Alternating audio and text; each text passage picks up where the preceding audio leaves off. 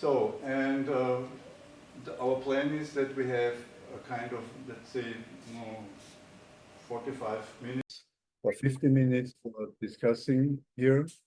The discussion will be like the following, that we are already in the right order here. So we have 3 experts here, and we will take one after the other with certain topics which is related to the topic of this night or to the topic of the film.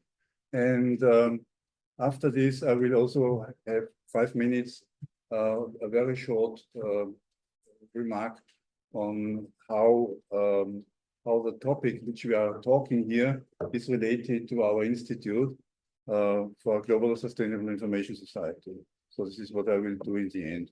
But so we can start here, and first I say hello to Raffaela Giovagnoli from the Faculty of Philosophy of the Pontifical Lateran University in Rome, Italy.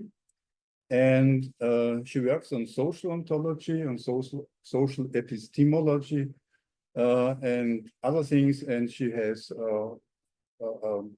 a series of gatherings in which she talks about, or in which there's a discussion on habits and rituals. And she co-authored also publications on AI-related topics. So thank you both, and I thank you for inviting me in this very interesting event. We will watch together the very interesting move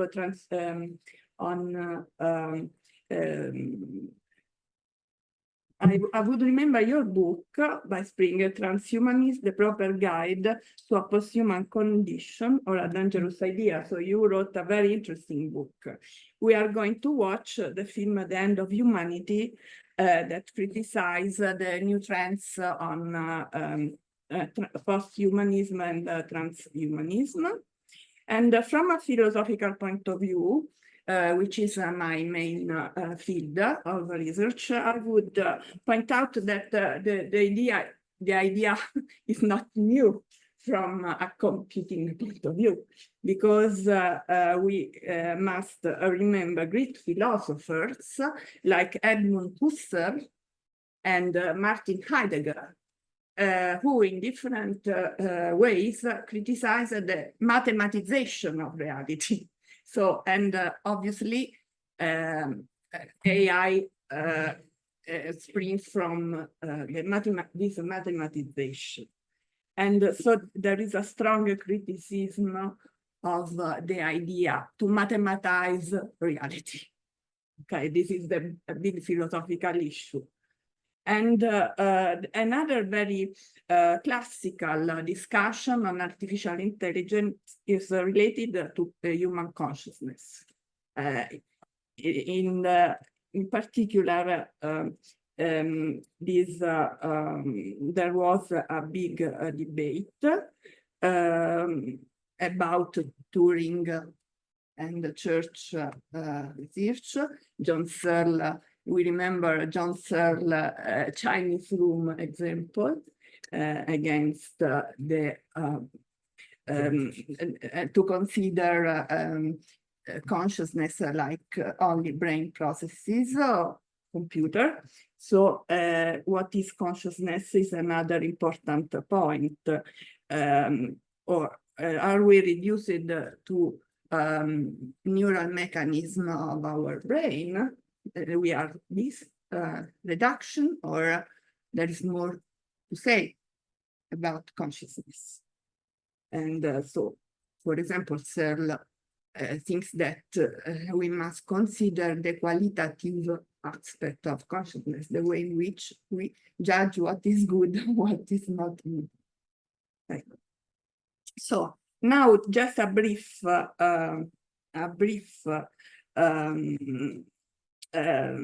discussion on transhumanism and posthumanism, which is a new way to think about the topics I just sketched very briefly.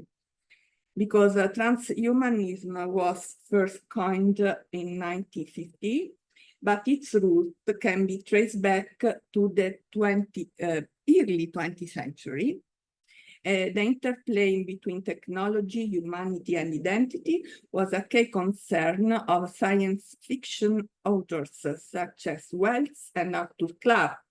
The idea that technology could be used to enhance human ability gained more attention in 1950 and 1960 with the development of cybernetics, a field that explored the relationship between computers and living organisms. Then the roots of post-humanism lie in critical theory, Frankfurt School, and continental philosophy, which challenged traditional notion of the self and society. And in 1980, postmodernism emerged as a moot force in cultural and literal studies. This movement questioned the existence of a stable, objective reality and emphasized the importance of individual experience and subjectivity. Posthumanism grew out of this critical tradition and sought to apply its insight to the new challenges posed to technology. Key figures, transhumanist philosopher like Max More, futurist Kurzweil, biology Aubrey de Grey, posthumanism Donna Haraway, Rosie Braidotti, Catherine Hayes.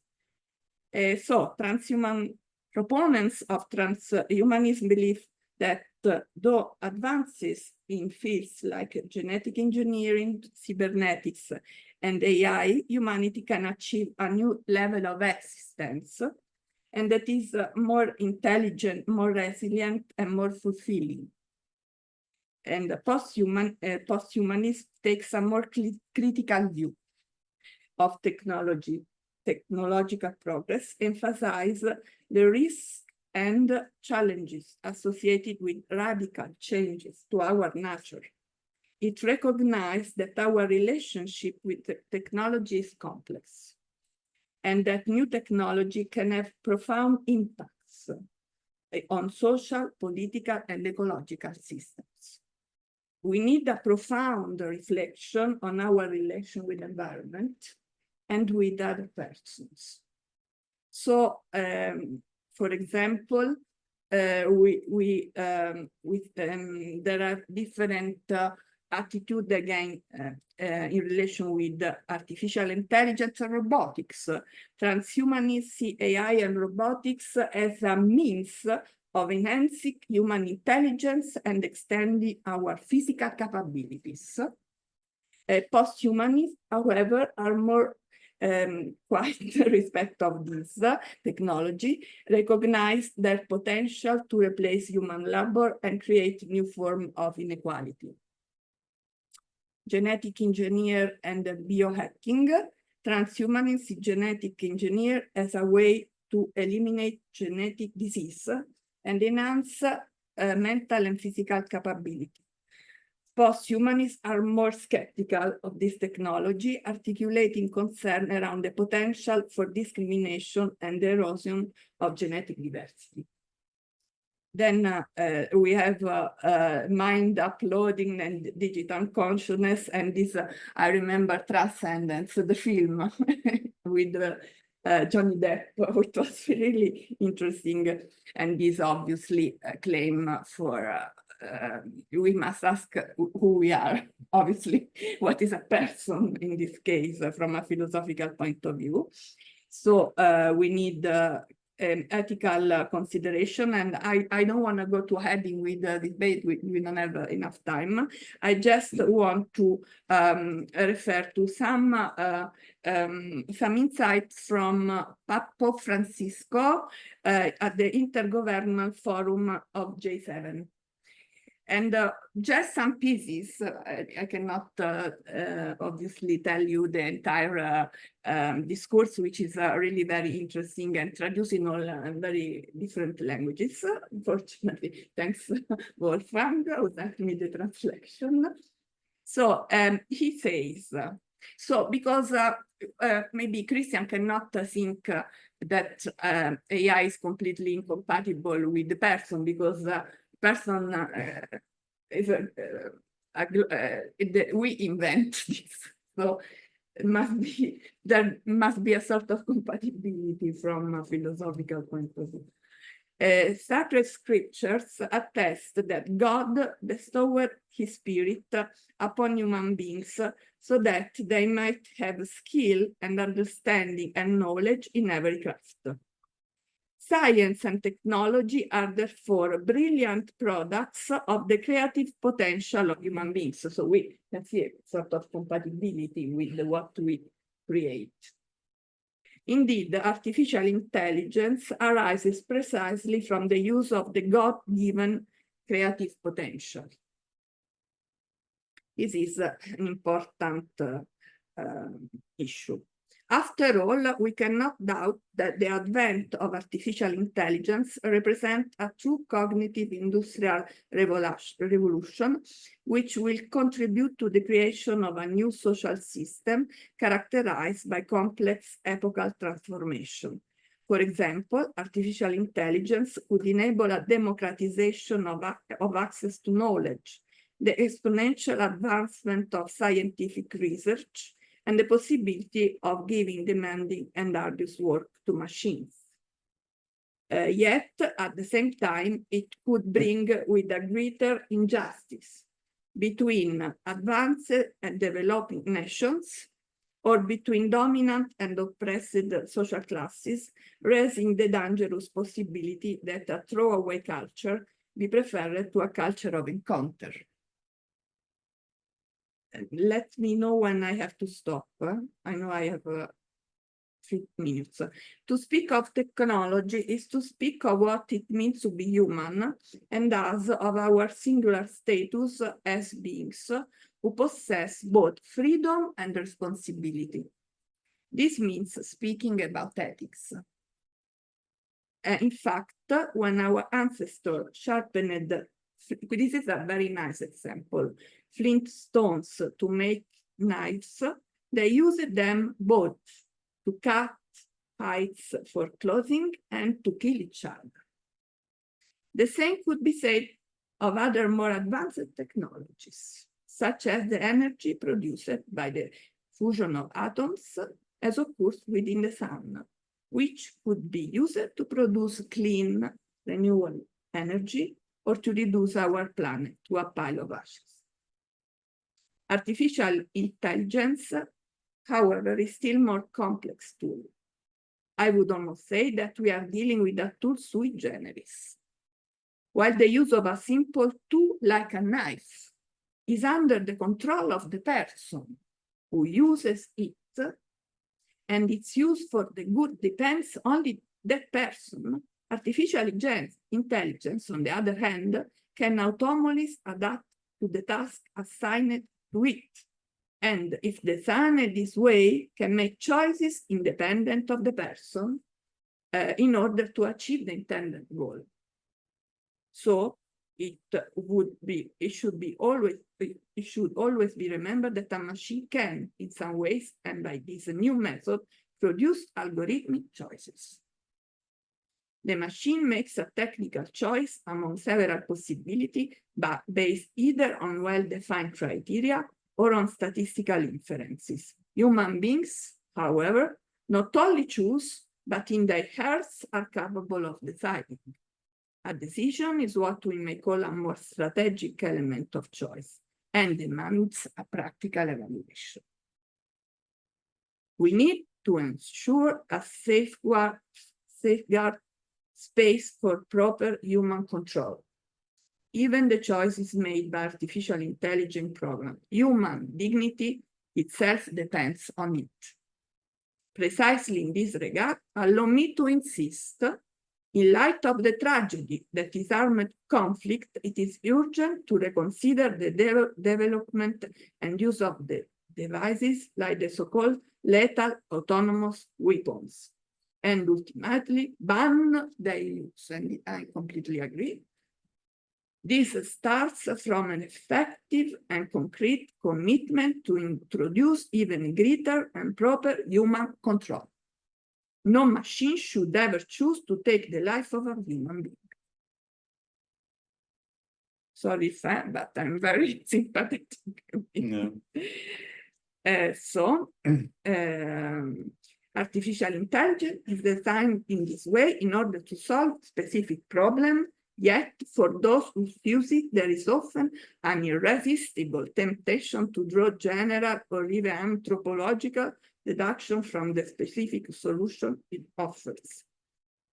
An important example of this is the use of programs designed to help a judge in deciding whether to grant home confinement to inmates serving a prison sentence. This is an example. Then the Pope does also the example of tools for learning processes and education, and the risk to produce fake news for all, also for students.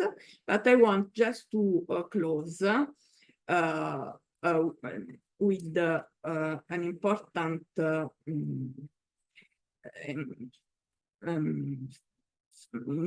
conclusion.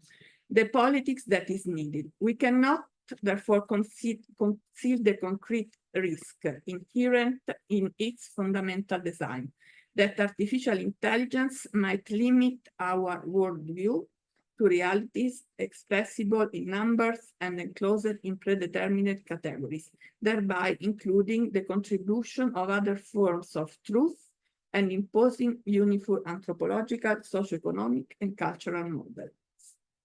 The technological paradigm embodied in artificial intelligence runs the risk then of becoming a far more dangerous paradigm, which I have already identified in Laudato Si as the technocratic paradigm.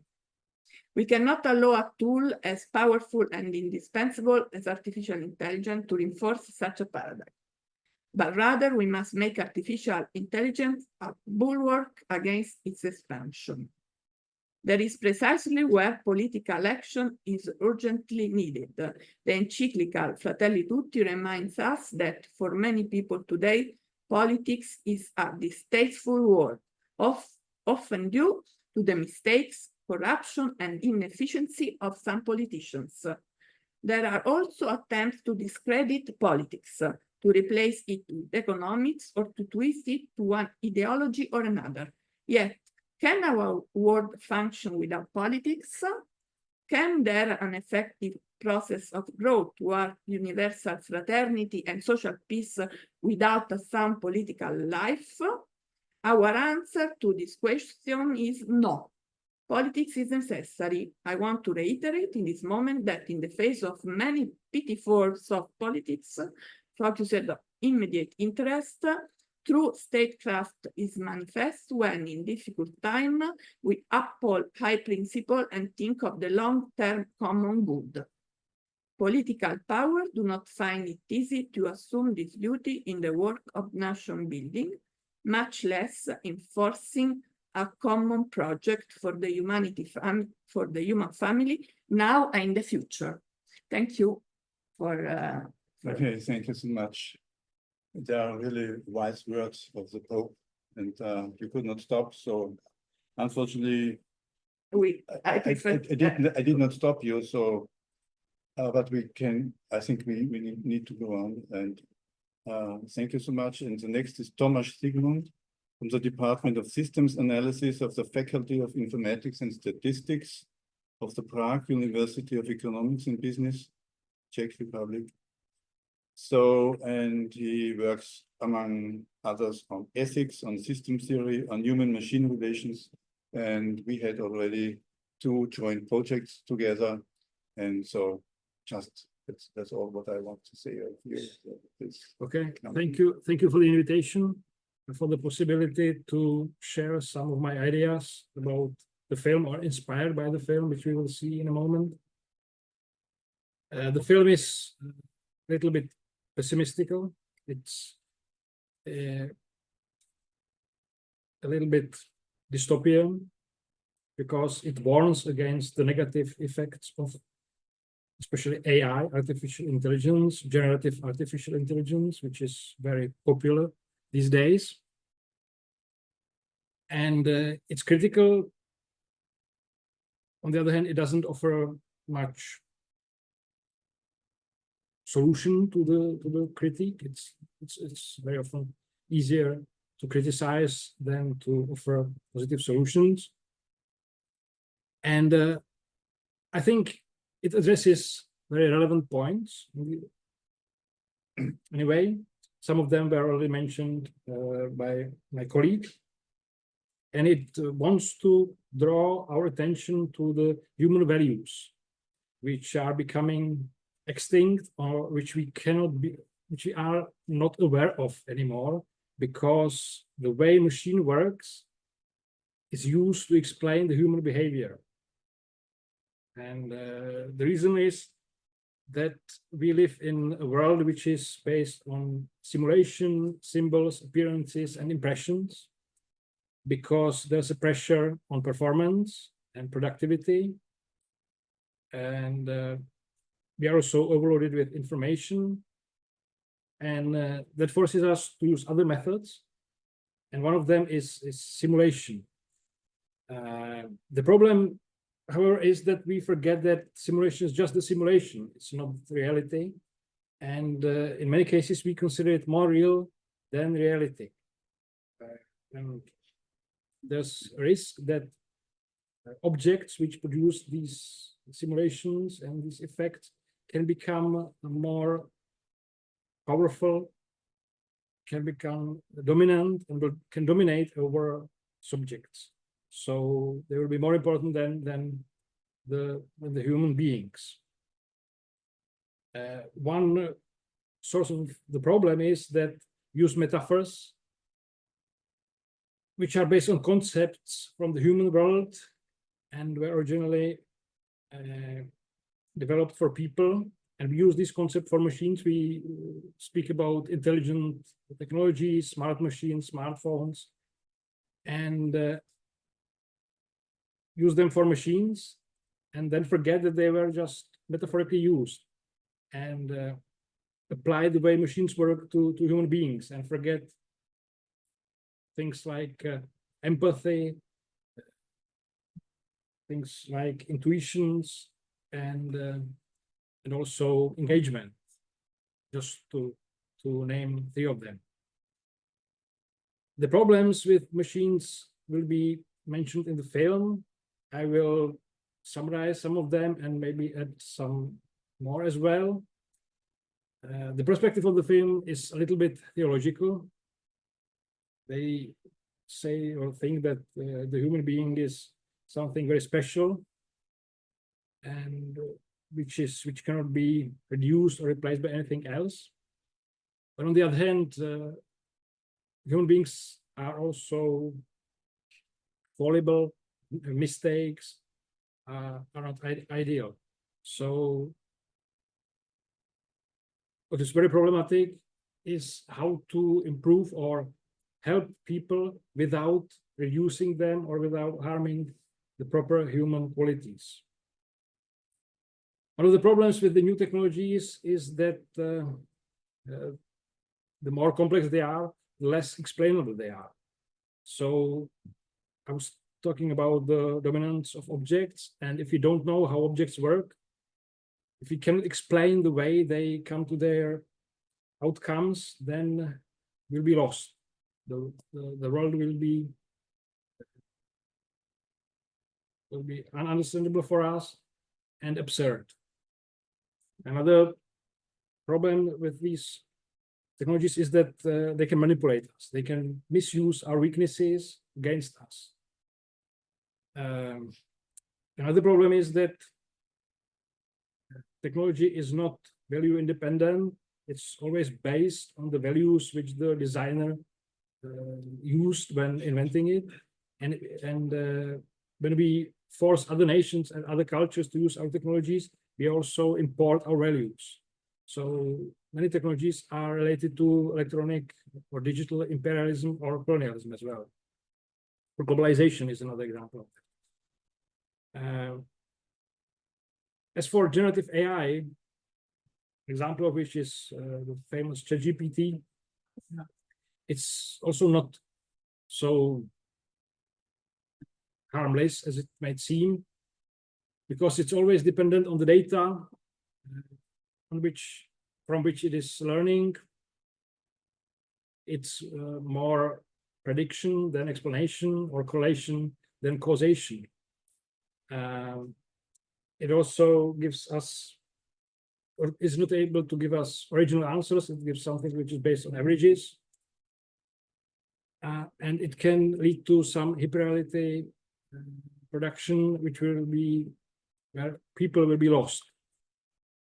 What is interesting in this context is one old paradox called automation paradox, which says that the more advanced and reliable an automated system becomes, the more critical and demanding the human role can be when the system fails or when the system encounters an unexpected situation.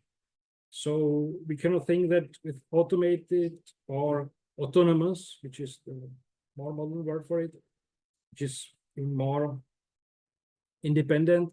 So the more autonomous the system becomes, the less intervention will require. It's the other way around. It will be more difficult to supervise it, to learn when it doesn't work properly, because people won't be able and used to controlling it. And how can it be possible to supervise or to control a system which is very complex, even more complex than a human being can understand? So the risks consist in increased system complexity and even skill degradation. When people will use these systems to replace abilities which can be considered properly human, like thinking, then their skills can become harmed and deteriorated. So we will be very careful. I can see that with my students who use these generative intelligence systems very often, and they don't know how to work without them. They don't have the skills normal students learn at school, because they replace their effort with these machines. On the other hand, there are some positives which can be related to these systems, like that the humans can be no more instruments, because these activities or these services will be provided by autonomous actors, autonomous systems, and maybe their role can be more appreciated. Their role for other people. So people will understand then the human being is not just to provide us with services, but it has other role, the importance for our life. And we may get more space for creative tasks, which is a hope which hasn't been fulfilled since the beginning of the Industrial Revolution, but maybe in the future it can be fulfilled. Another risks which are very often talked about, and you will hear that also in the film, is that these systems can replace many people. So there's a risk of job displacement, which can affect both manual and cognitive roles of people. Another problem can be the widening skill gaps, and also the dependence on technology may increase, and we'll have to adapt and to learn new skills continuously in order to be still employable in the market, the labor market. So a few comments about the film.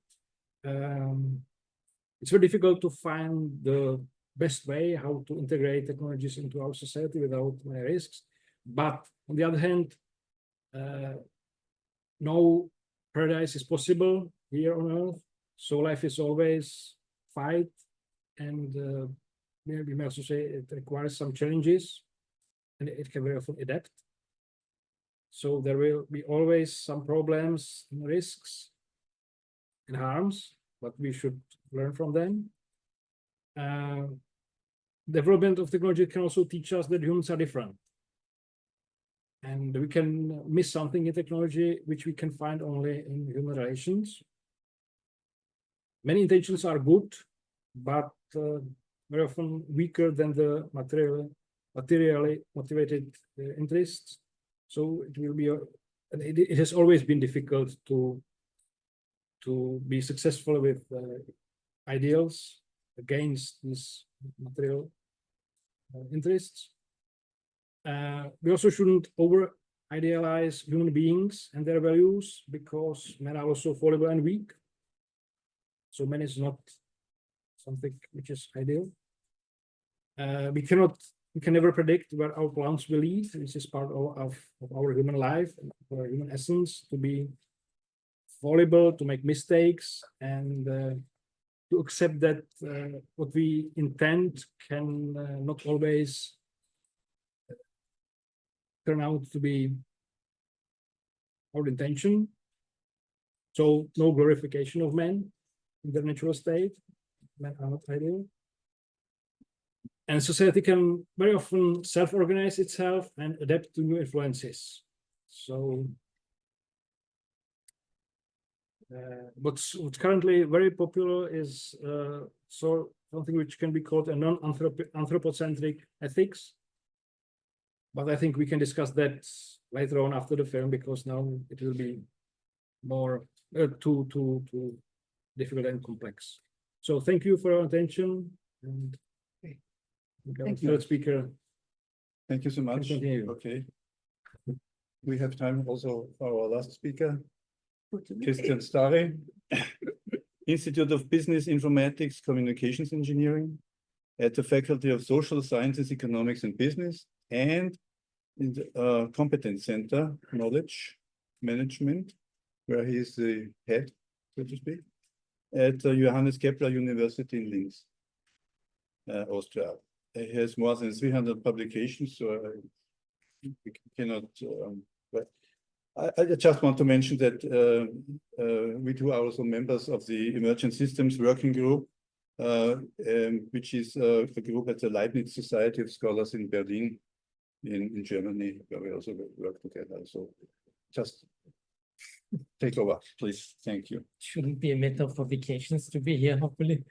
So thank you for inviting me. And I would like to make three major points here.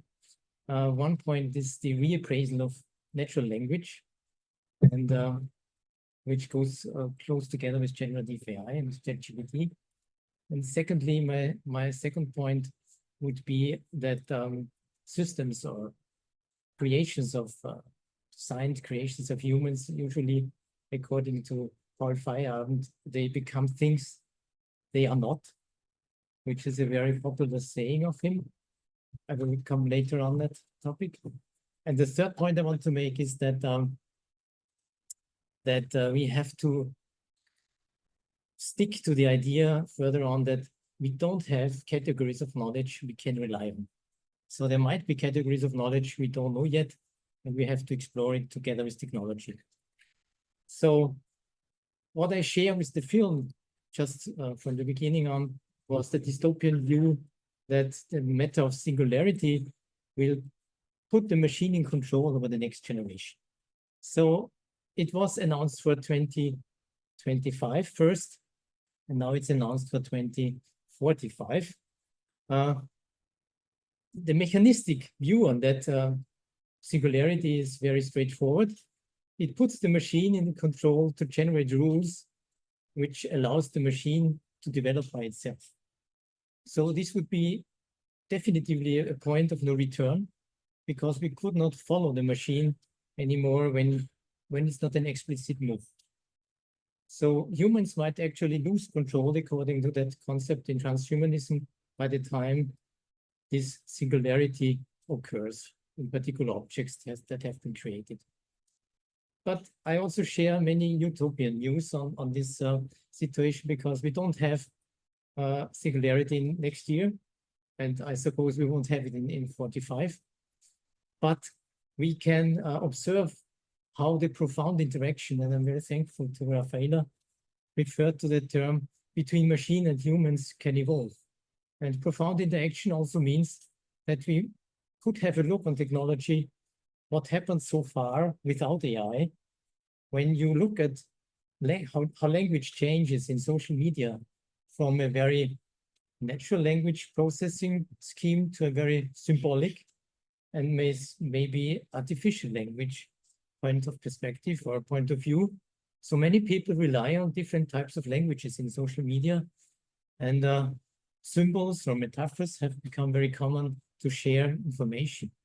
So if you look at that, this has nothing to do with AI so far, and changed immediately when ChatGPT came up, because then prompting is the most important thing you have to learn. Prompting is to provide the machine with an exact answer, a question to perceive the answer you can work with. So the reappraisal, which is my first point of natural language, has been driven by generative AI and ChatGPT as a tool, which allows people to get answers to questions they have had no answer before, and they might even enrich their language capabilities. And this follows actually the idea of transhumanism to extend cognitive capabilities. On the other hand, if you look carefully, which is my second point, when Paul Feyerabend says things becomes what they are not, it's not a semantic tool. It's not a pragmatic tool. It's a syntactic tool. And syntax means it's a mathematical model behind. It's a simulation. And it's a difference whether you talk like a human, as a human, or you talk like a human as a machine. And this is the actually the ontology behind the language we have to look at. And it took until this year when the first paper came out about the ontology of artificial languages, referring to the idea that we should look to the models, how generative AI works actually, to become aware what do we have under our control and where maybe we lose control even over our own language. So the idea is actually to increase the explainability of AI by making explicit the ontology of human language generation and creativity. Because language is a matter of expression for human beings, which is beyond cognition. It also allows to refer to emotion and other aesthetic values. And aesthetics has become more and more important in the design of technology. Arts, for example, or art science approaches are coming up at universities, and people from arts and science are working together to design artificial components in cyber-physical systems. One example is the Web3 developments. Web3, for example, is the idea to have a three-dimensional web application with different identities in different worlds. So we might have different identities with different ways of expressing ourselves, called avatars, and interact there in a completely different way we know it in web compared to Web 2. So we extend our actually capabilities from 2 dimensions to 3 dimensions by even applying new technologies and bringing in arts and aesthetic values. And this brings me to my third point: what happens to knowledge in these worlds? Because again, as Paul Feyerabend says, we cannot rely on stable categories of knowledge anymore. We have to think about new elements. What is our knowledge about? And this will not be language like we know it from ChatGPT so far. Even when we understand the ontology behind ChatGPT, it will also be expressions in terms of identities we create in Web3, for example. So we have to think about what is our identity when we define ourselves in transhumanistic worlds. And it's not only a matter of technology, it's a matter of modeling, understanding the models behind, and the processes, how these models are used. So it's again the task of science to make explicit those ontologies we have to rely in the future when we communicate with each other. And one way is to go back to the 70s of the last century, where people from rhetorics actually, they made experiments to identify how we could express an intention of verbal utterances. And that it was a group, a research group that defined storytelling ontologies to have a context of the nucleus of the language. So they actually wrapped up the syntax of sentences in intentional relationships that were delivered together with the story. So having these models in mind, you might have a different way of ChatGPT or a different way of interaction with ChatGPT when we think in what we know about the use of language, not only structure of language, which is syntax, semantics, even sigmatics and pragmatics, but to think about how we use it. What is the process of delivering an intention to an audience or to communicating people? And this we lost so far because we rely on social media that have only the symbols where we assume that the meaning is put in the right context of the receiver, which might not be the case in many cases, as we see from the discussions which arise from social media entries. So there was a different intention, which led to an effect which was never intended. We could have more models that are more explicit to have those categories of knowledge we can rely on, and then we might redefine transhumanistic developments with a more utopian way of thinking, instead of having only the lose of control mind, if I can say, which doesn't bring us further. Some people will lose control anyway. They have it lost already. If you look at many production companies, the digital twin, which is a technology, has completely erased many job profiles, and a lot of knowledge is implicit in those models. So it already happens there. It comes more to the public consciousness now when we have these transhumanistic, or let's say new social media discussions, where we can proceed with making the models more explicit and more open to the public to be discussed. And the film is a very good chance to do that. Thank you. Okay, thank you. Yeah. Okay.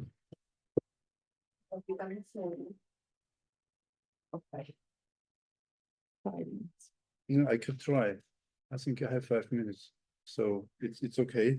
Then we have 10 minutes for the break. Okay. So I just wanted to tell you that I'm a little bit maybe more critical as to transhumanism and also to posthumanism, even more to posthumanism. And why? What is the reason? My critique is that both movements concern what their concern is the individual actor, and in particular the body. Mostly it's the body, or in the beginning it was the body. And that is the biological substrate of a social agent, of an agent that is social. And given this concern, yeah, we talked already about what they want to do, so I do not need to recapitulate it. But irrespective of whether such ambitions are realistic or not, that is what you told of, maybe will be a kind of new development and so on. Irrespective of this, in both cases, they failed to improve the living conditions of humanity, and this is what I wanted to point out. This is my important argument. We said already, and you told it also, and you put it there, that elites will be nourished who will enjoy the promised technologies for their own benefit if those technologies would be realized, what I doubt. While the masses will remain excluded and society will split, so it does not help society in any way. If we think of improving living conditions, the problem is, however, not the bodies that should be transformed. The problem is rather the state of organization of our societies, which is deficient, because it allows actors to endanger the living conditions of humanity to such an extent that good life for all and even survival is at stake. Just think of global warming, or of the escalation of conflicts up to the threshold of a third world war, or even to, as it now, it seems possible, to a nuclear war. This is anyway a social issue and not a bodily one, and not even an individual one. It needs a collective effort of actors to reorganize social relations. What needs to be transformed, and this is what our events are all about. First, the way of living together in a global society. Second, the way how the global society engages with the planet. And third, the way how this global engagement applies technology. And this transformation is a social one, an eco-social one, and a techno-eco-social one. And it aims at a convivial society, as we like to call it. Convivialism is the art of living together peacefully, a sustainable planet, and meaningful technologies. Humanity must be endowed with an organization that actually meets the challenges of today. And this transformation is practicing real humanism. At the present stage of development, this transformation is a prerequisite for a further existence of humanity. Trans and post-humanism, however, promote activities that are not aimed at the continuation of humanity's existence. Instead, they proclaim discontinuity and the end of humanity. This does not qualify them for representing a variant of humanism, but of anti-humanism.